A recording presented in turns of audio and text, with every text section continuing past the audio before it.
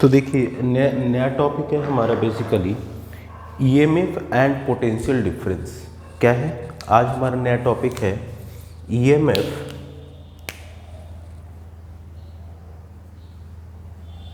And potential difference.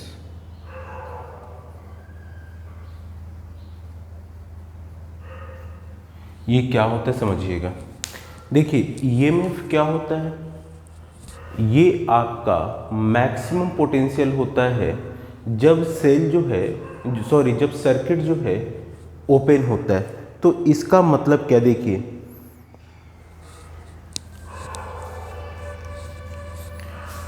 E equals to, जैसे ये हमने माना ये R1 है, R2 है, R3 है।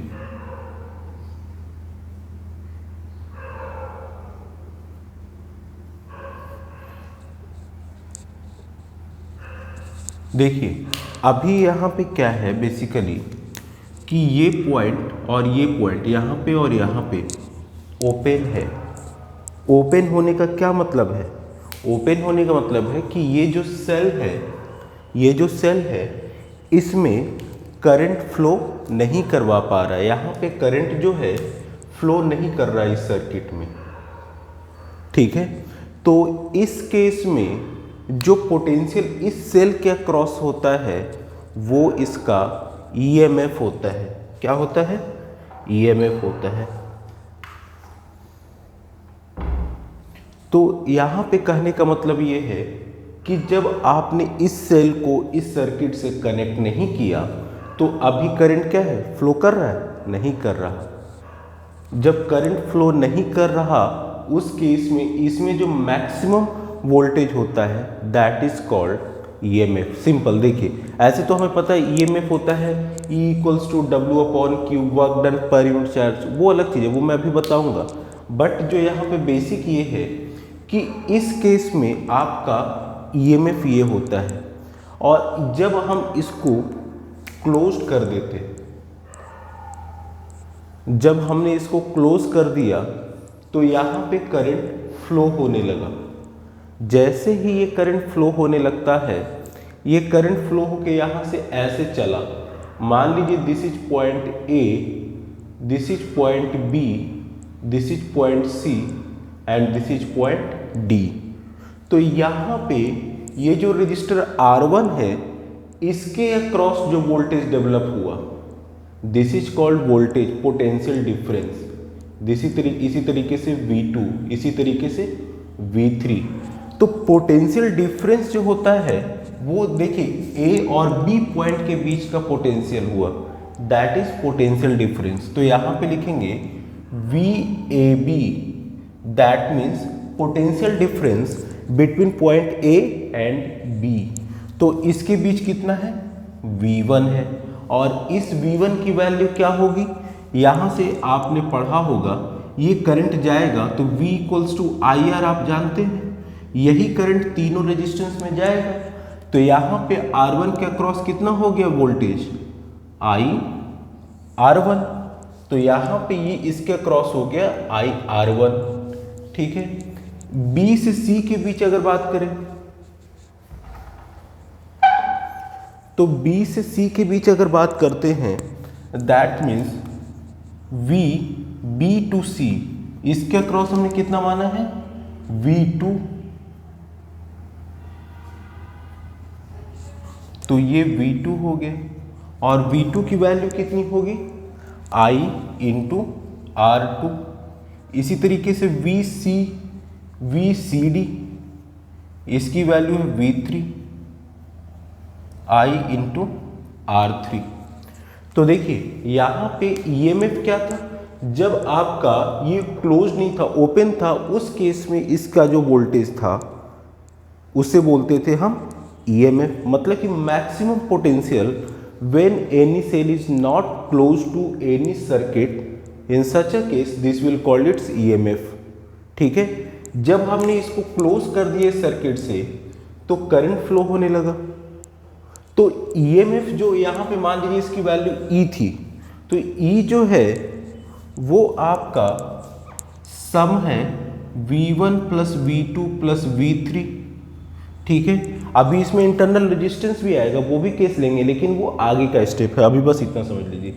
तो यहाँ पे जब आपने सप्लाई दिया तो उस केस में ये जो सप्लाई है वोल्टेज है इन तीनों में डिस्ट्रीब्यूट हो गए।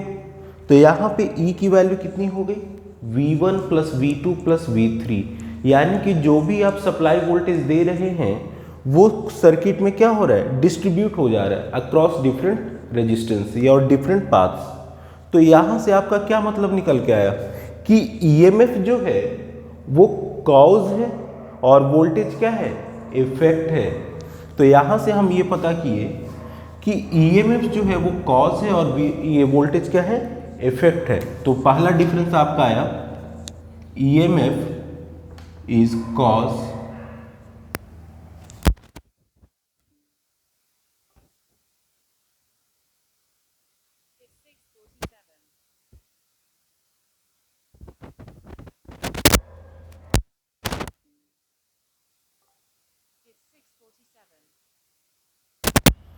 और पोटेंशियल क्या है आपका, पोटेंशियल डिफरेंस बोल लीजिए, यही तो है पोटेंशियल डिफरेंस VAB, यही तो है VAB, VBC, VCD।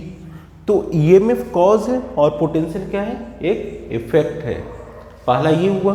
दूसरा कि ईएमएफ जो हमेशा वैल्यू ग्रेटर होगा, पोटेंशियल डिफरेंस हमेशा छोटा होगा। क्यों, क्योंकि इसकी जो वैल्यू है इन सब के सम के बराबर, यानी कि जाहिर सी बात है V1 V2 V3, या फिर इसको आप ये भी लिख सकते हैं E equals to VAB plus VBC plus VCD, यानी कि जो पोटेंशियल डिफरेंस ये VAB क्या है, VAB है potential difference, potential difference between point A and B, between point A and B। इसी तरीके से VBC क्या हो जाएगा, potential difference between point B and C, ठीक है। तो यहाँ पे इसे ये पता चला कि potential difference value is always less than supply voltage EMF, ठीक है, ये समझ में आया। तीसरा ये है कि इसमें जो होता है इसमें दे रखा है कि इट इज कॉज, ये मैंने बता दिया। दूसरा चीज यहाँ पे देखिए, ईएमएफ जो होता है आपका वो एक्सटर्नल रेजिस्टेंस से इंडिपेंडेंट होता है। भाई ई जो आपने दिया इससे इसके external resistance R1 R2 R3, इससे क्या मतलब, इसको ये जो होता है बेसिकली क्या होता है कि एक्सटर्नल रेजिस्टेंस पे कौन डिपेंड कर रहा है, पोटेंशियल डिफरेंस। देखिए V1 equals to I R1, R1 क्या है, ये एक्सटर्नल रेजिस्टेंस है जो क्लोज पाथ में लगा हुआ है। तो यहाँ पे यही कह रहा है कि जो ईएमएफ है वो ईएमएफ आपका इंडिपेंडेंट होता है एक्सटर्नल रेजिस्टेंस के सर्किट में। अच्छा, इतना समझ में आ गया, ठीक है। तो यहाँ से आपको मेरे ख्याल सब कुछ समझ में आ गया कि जो ईएमएफ होता है वो एक कंप्लीट सर्किल में होता है और वोल्टेज जो होता है किसी दो पॉइंट के बीच में, दो पॉइंट के बीच में जो डिफरेंस होता है वो आपका पोटेंशियल डिफरेंस।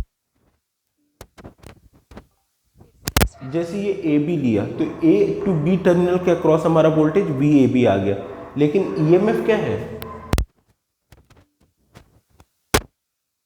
इसके पूरे के अक्रॉस है, ठीक है।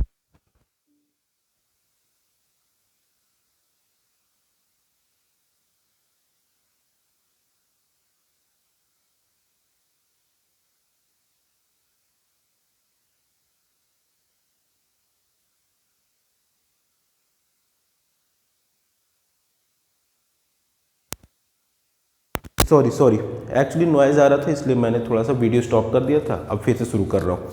बेसिकली मैं क्या कह रहा हूँ कि जो ईएमएफ होता है वो क्या होता है, जब सेल जो है इस सर्किट से कनेक्ट नहीं होता है तो उस केस में जो मैक्सिमम वोल्टेज होता है सेल के अक्रॉस वो ईएमएफ होता है, ठीक है।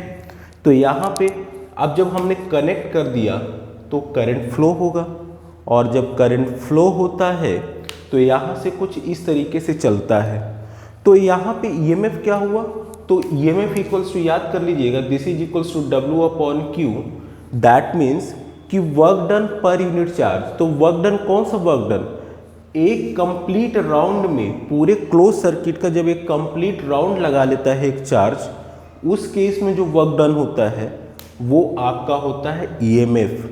लेकिन पोटेंशियल डिफरेंस क्या होता है, पोटेंशियल डिफरेंस तब एग्जिस्ट करता है किसी दो पॉइंट के बीच, A to B, B to C, C to D, ये किसी एक दो पॉइंट के बीच एग्जिस्ट करता है, किसी दो पॉइंट के बीच एग्जिस्ट करता है पोटेंशियल डिफरेंस।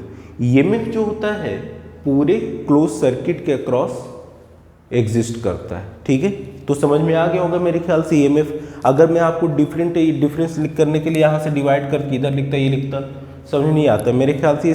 ये जो सर्किट है, ये जो सेल है, ये सॉरी क्लोज्ड पाथ है, इससे आपको ज़्यादा आसानी से समझ में आ गया होगा।